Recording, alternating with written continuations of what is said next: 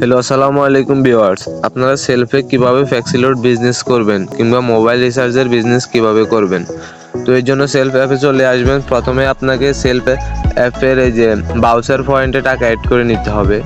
তো আমার এখানে দেখতেছেন 73 টাকা আছে।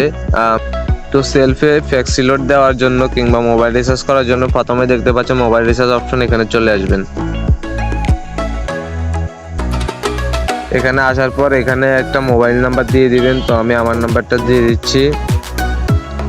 এরপর এখানে টাকার পরিমাণ দিয়ে দিবেন। আমি দেখানোর জন্য 50 টাকা দিলাম। এরপর এখান থেকে অপারেটর সিলেক্ট করবেন, যেহেতু আমার গ্রামীণ তাই আমি গ্রামীণ সিলেক্ট করে দিলাম। এরপর এখান থেকে প্রিপেড সিলেক্ট করবেন। তারপর পরের ধাপে যান, এখানে ক্লিক করবেন। ক্লিক করার পর দেখতে পাচ্ছেন এখানে আপনার রিচার্জের পরিমাণ দেখাচ্ছে, এখানে ক্যাশ আউট দেখাচ্ছে, ক্যাশব্যাক দেখাচ্ছে আপনাকে, আপনি কত টাকা ক্যাশব্যাক পাবেন।